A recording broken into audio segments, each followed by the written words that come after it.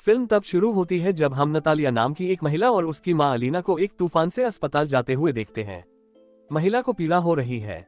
दर्द में वह अपनी मां से गाड़ी जल्दी चलाने को कहती है। जब वे अस्पताल पहुंचते हैं तो रिसेप्शन पर मौजूद एक नर्स उन्हें बताती है कि फिलहाल कोई डॉक्टर उपलब्ध नहीं है। ऐसे में वह खुद महिला की मदद करती है। नतालिया अंत में बच्चे को जन्म देती है, लेकिन बच्चा रोता नहीं है और हवा में ऐसे तैरता है जैसे उसमें कोई वजन ही न हो। तीनों दम रह गए। नतालिया गर्भनाल पकड़ती है और धीरे से उसे अपनी ओर खींचती है।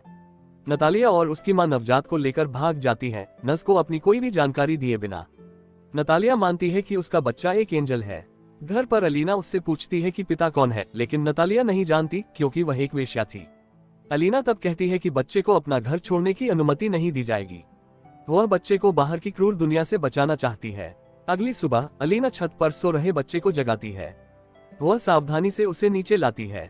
दोनों ने उसका नाम ऑस्कर रखा। तभी अलीना के 4 दोस्त नवजात शिशु को देखने के लिए उनके दरवाजे पर पहुंचे।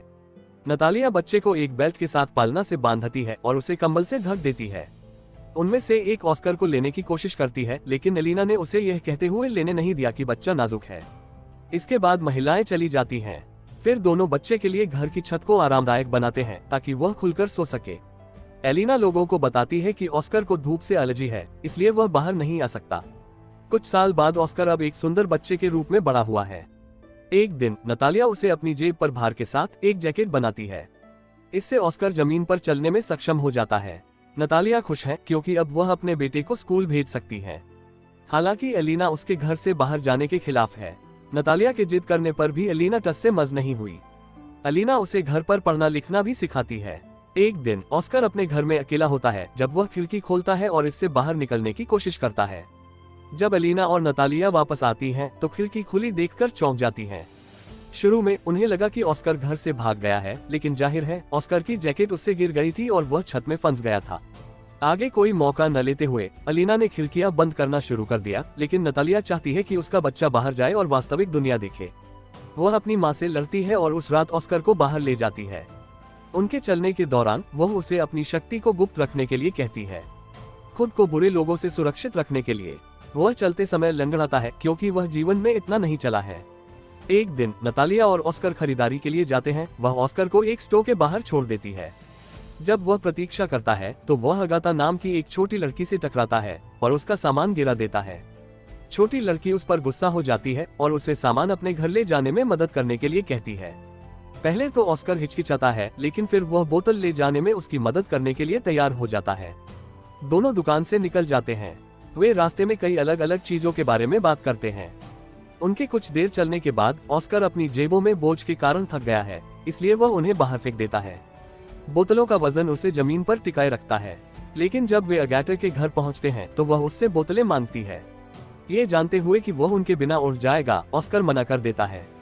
दोनों ने बोतलें खींची और अंत में उन्हें गिरा दिया। चूंकि वजन कम हो गया है, ऑस्कर उड़ जाता है, लेकिन छत से रुक गया है। छोटी लड़की मानती है कि वह एक सुपरहीरो है और उसे आश्चर्य से देखती है। वह उसे अपना बैग देती है ताकि वह जमीन पर रह सके और किसी को न बताने का वादा करती है। नतालिया घर पर अपने बेटे को लेकर चिंतित है। तभी वह दौड़ता हुआ घर आता है। वह अपनी माँ को अपने नए दोस्त के बारे में बताता है। जब उससे पूछा गया कि क्या वह ऑस्कर की शक्तियों के बारे में जानती है तो वह झूठ बोलता है और कहता है कि वह नहीं जानती। अगले दिन से अगाता और ऑस्कर एक साथ खेलते हैं। वह हर दिन ऑस्कर से प्लेडेट्स के लिए आती है। एक दिन अगाता अपनी दादी को साथ ले आती है। जैसा कि नतालिया और वह बात करती हैं, नतालिया को पता चलता है कि अगाता ऑस्कर की क्षमताओं के बारे में जानती है, इसलिए वह अगले दिन से ऑस्कर को उसके साथ खेलने की अनुमति नहीं देती है। अगाता हर दिन ऑस्कर के घर जाती है, लेकिन नतालिया हमेशा उसे दूर भेजने का बहाना बनाती है। एक दिन अगाता अपनी दादी के साथ ऑस्कर से मिलने आती है। नतालिया ने उन्हें ये कहते हुए खारिज कर दिया कि ऑस्कर को होमवर्क करना है, लेकिन अगाता ने खुलासा किया कि ऑस्कर स्कूल नहीं जाता है। दादी कस्बे की अन्य महिलाओं के साथ पुलिस को नतालिया के घर बुलाती है। वे नतालिया और एलिना से ऑस्कर को एक स्कूल में दाखिला दिलाने की मांग करते हैं और दोनों सहमत हो जाते हैं। अब ऑस्कर का स्कूल में पहला दिन है। नतालिया उसे अंदर ले जाती है, लेकिन उसे पता चलता है कि बच्चों को अपने बैग और ओवरकोट बाहर रखने होंगे। दुखी होकर वह उसे वापस कार में ले आती है और वे घर वापस आ जाते हैं। वे ऑस्कर की स्थिति पर किसी की जांच से बचने के लिए एक दूसरे शहर में जाने का निर्णय लेते हैं। कुछ साल बाद ऑस्कर अब बड़ा हो गया है। एलिना का निधन हो गया था। माँ और बेटा पहाड़ों पर चले गए हैं और वहाँ सामान्य जीवन जी रहे हैं। ऑस्कर हमेशा अपना बैकपैक साथ रखता है। एक दिन ऑस्कर टीवी पर टैलेंट शो के बारे में एक विज्ञापन देखता है। शो के ऑडिशन के लिए यूनिक प्रतिभा वाले सभी लोगों को बुलाया जा रहा है। वह अपनी प्रतिभा दिखाने के लिए शो में हिस्सा लेना चाहता है, इसलिए वह अपनी मां को बताए बिना शहर छोड़ने का फैसला करता है। कुछ दिनों बाद ऑस्कर टैलेंट शो में होता है, जहां वह सभी को अपनी उड़ने की क्षमता दिखाता है।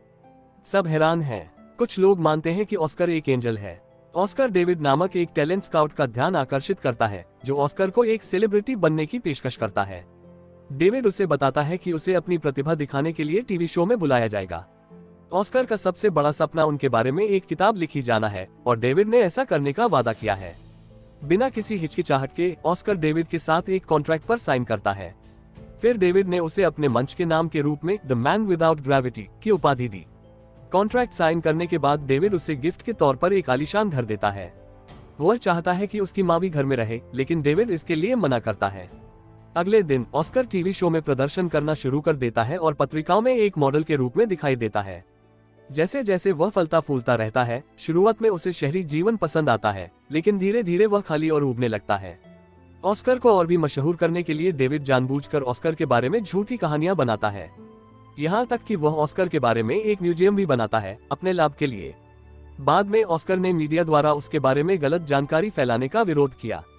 वह सेलिब्रिटी के जीवन से ऊब चुका है, इसलिए वह डेविड से कॉन्ट्रैक्ट समाप्त करने के लिए कहता है।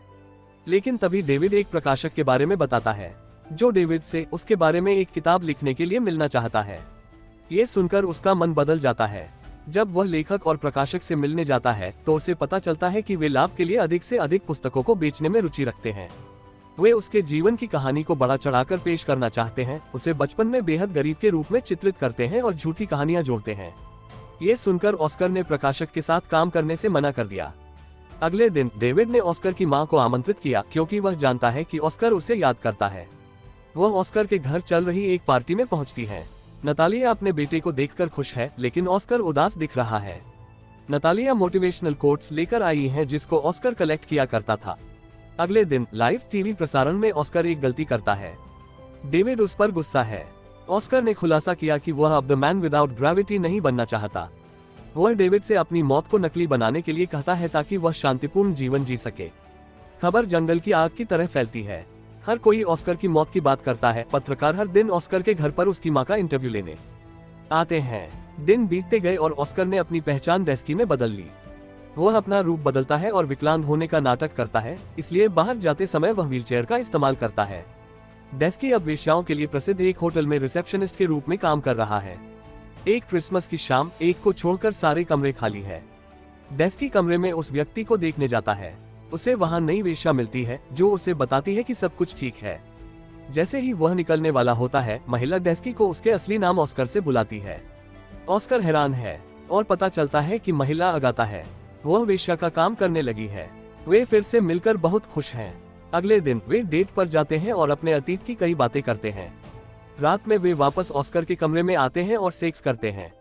वे वास्तव में एक दूसरे से प्यार करते हैं, लेकिन अगाथा अभी भी अपने पेशे के कारण ऑस्कर के प्यार को स्वीकार करने में झिझकती है।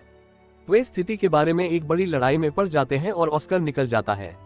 अगले दिन ऑस्कर अपने पुराने शहर में ये देखने के लिए वापस जाता है और वह जगह सुनसान पड़ी है। ऑस्कर के सामान को प्रदर्शित करने के लिए उन्होंने जो म्यूजियम खोला था, उसे भी बंद कर दिया गया है। वह अपने पुराने घर के अंदर जाता है और कुछ देर वहीं रुकता है। तभी अचानक दरवाजे पर कोई दस्तक देता है।